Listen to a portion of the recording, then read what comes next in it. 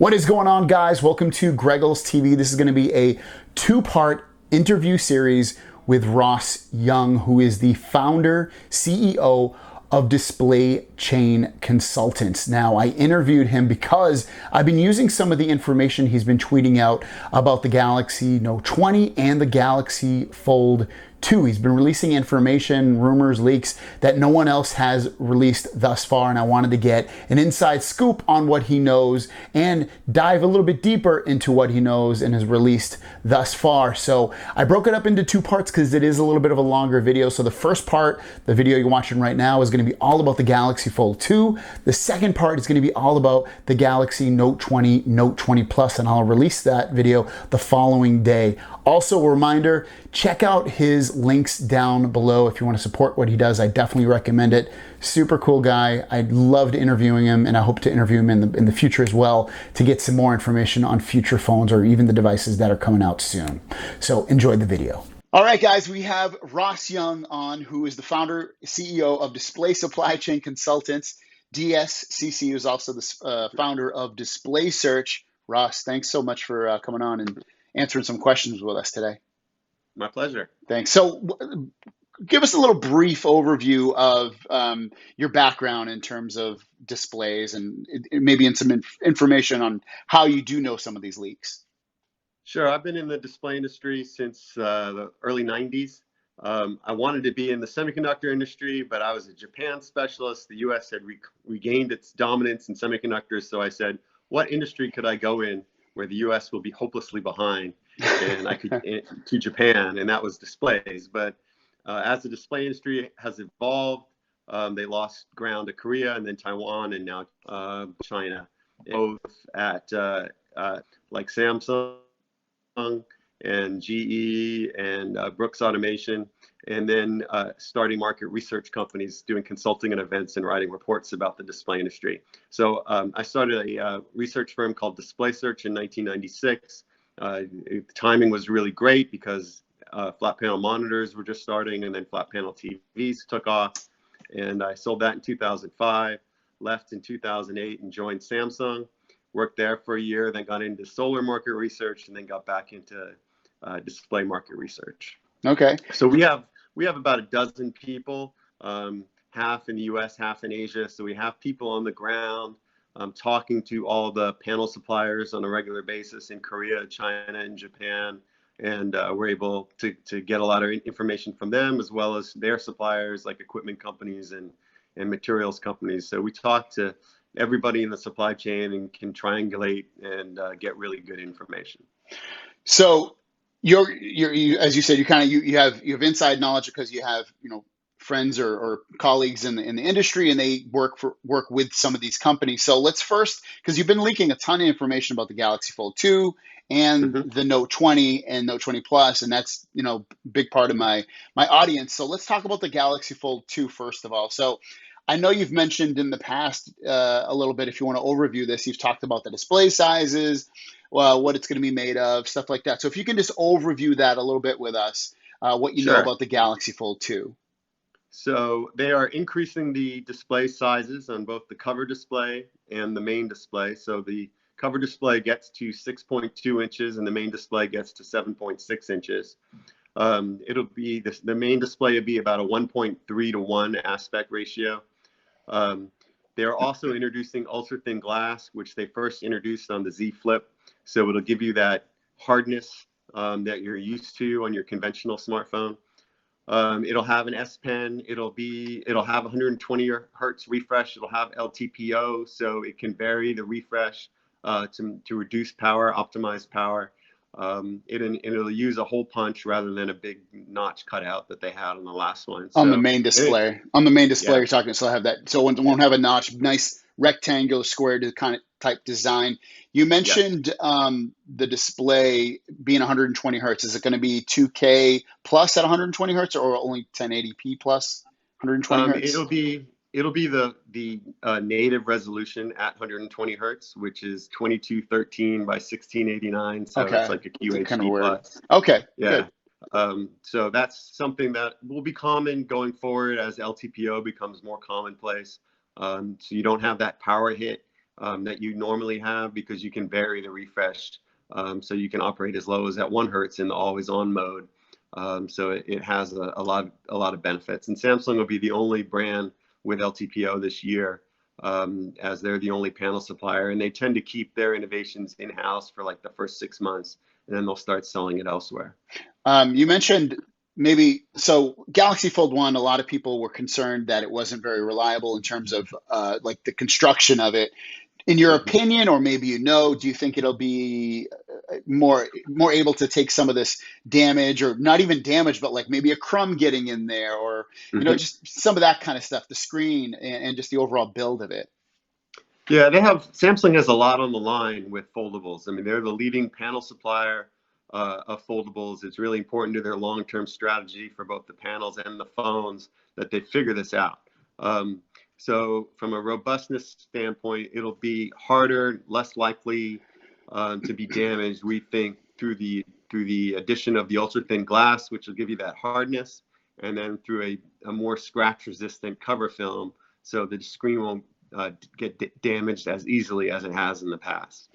You also mentioned that it's going to have an S Pen. The S Pen, do you know if it's going to come with the phone? Is it going to go into the phone like it does on, like, I don't, this isn't a Note phone, but in like it does, Mhm. like where you push it into the Note phone? And also, do you know anything about, maybe is it going to be a better S Pen in terms of feature wise? So any Mhm. information you can shed on that. Yeah, the talk is that they've upgraded the S Pen. I guess that's a result of increased sensitivity. Um, and on a foldable, it's really easy to hide the pen in the device. So I'm confident that it'll be included, and I'm sure they'll have a good strategy on the S Pen for the Note series as well. I would expect it to be included, or at least on the Plus model. Price wise, I know you've put a tweet out mentioning that you expect probably the phone to be slightly cheaper than the Galaxy Fold 1. Galaxy Fold 1 came out at $1980, and you're thinking that potentially it could go down to 1880, 1780, somewhere in that range. Do you still Mhm. feel that way? Yeah, we think that it'll be offered a little bit lower in price. They want to drive a lot more volume, so they're going to need a lower in price. So the combination of a lower price, larger front display, larger main display, 5G, 120 hertz, that should be attractive to a lot of potential customers. Do you think that they're ultimately, I know this was a rumor maybe a year or two ago, about the Note line actually going away and being maybe Mhm. replaced by the S line. That didn't happen, obviously, this year anyway. Do you think maybe the Fold is going to ultimately take over the Note line? And because since it is having an S Pen, and maybe it's an opinion thing to you at this point, but what do you think? I think each of the foldable models fit within their product families. So I think you'll see the Fold become part of the Note family, and then the Flip become part of the S family. So that's how we see those evolving. So the Fold will just be another Note product, and it'll help them realize their dream from phablet to true tablet. So the Fold will be both a true phone and a true tablet, with the Galaxy Fold. So I think that's their vision for that. Um, and the S series with the Flip, that's more of a lower priced approach to get you a foldable, get you a bigger screen and a smaller footprint. So those seem to be their two strategies. There's also been rumors about a cheaper, within the last day or two, there's been a rumor about a Galaxy Fold 2e, like an economy, a cheaper version of Mhm. this phone. Do you think that's going to happen? And if you do think it's going to happen, or it's going to happen, um, why is it going to be cheaper? And also, what price range do you think it'll be in? Because there's rumors it was going to be about $1,100, and that seems Yeah, crazy. But what do you think? And what do you know? Yeah, we think that price rumor is unrealistic. Where they're having some technical problems is with the ultra, or where they're having some issues is with the ultra thin glass. It's costing them more than they originally anticipated on the Z Flip. So they're having to, Samsung Display is not really making any money on that panel. And so as they scale that panel up to the Fold 2 size of 7.6 inches, the yields are probably going to get even worse, and so the costs are even greater. So they can save some money by going to a colorless polyimide approach, like the plastic but hard film, and so they may be able to lower the street price by a couple of $100. So I think that's one way to get the price down, but it's not going to get you to $1,100.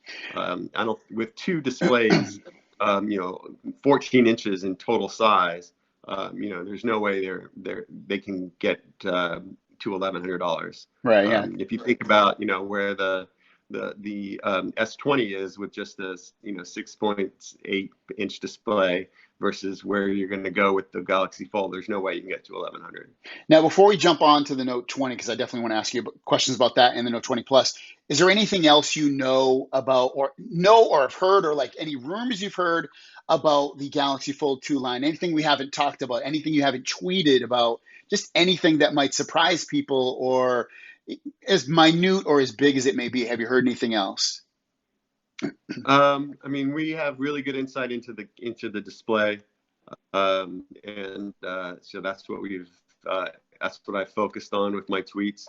We have heard about the S Pen and the LTPO, which gives you that variable refresh, and this is one of the first 3 phones to have variable refresh, along with the Note 20 and 20 Plus. It'll also have the sunglass free function, which they had on the Z Flip, I believe, as well. So there's nothing really unique from the display perspective. There's some question marks about, well, what's the camera gonna be like relative to the S20? We think it's coming from the S20 family, either the S20 Plus or the S20 Ultra. A lot of people want to see an improved version of the S20 Ultra camera. I'm not clear yet if that's going to happen or not. And again, I have actually one follow-up question. LTPO, you keep mentioning it. Just again, quick 1 or 2 sentences. How much percentage-wise do you think that's going to actually save in battery life? Yeah, the estimates are like 10 to 20%. So it's pretty significant. The benefits are when you're not. The benefits are that you can vary the refresh all the way down to like 1 hertz, while with a conventional display, the lowest it can get is 60 hertz. So if your phone is just sitting there and it's having to run at 60 hertz, it's consuming a lot more power than if it could run at just 1 hertz. Yeah. Like Samsung has its always on mode. So it could really leverage this. Smartwatches were the first products to adopt LTPO, and Apple actually pioneered that. And so it's interesting that they're actually falling behind on LTPO. Samsung converted its own manufacturing lines for LTPO, and the lines that are dedicated to Apple won't get converted till next year. So you're not going to see this on the iPhone until September of 21. So that's a nice runway for Samsung to leverage this advantage. So we'll see what they do with it. Again, guys, thanks for watching the video. Check out Ross Young's links of everything he has down below in the description of this video. And remember, part 2, which is going to be all about the Galaxy Note 20, Note 20 Plus, will be released tomorrow. I'll also have it linked down below. We'll see you guys down the road. Peace!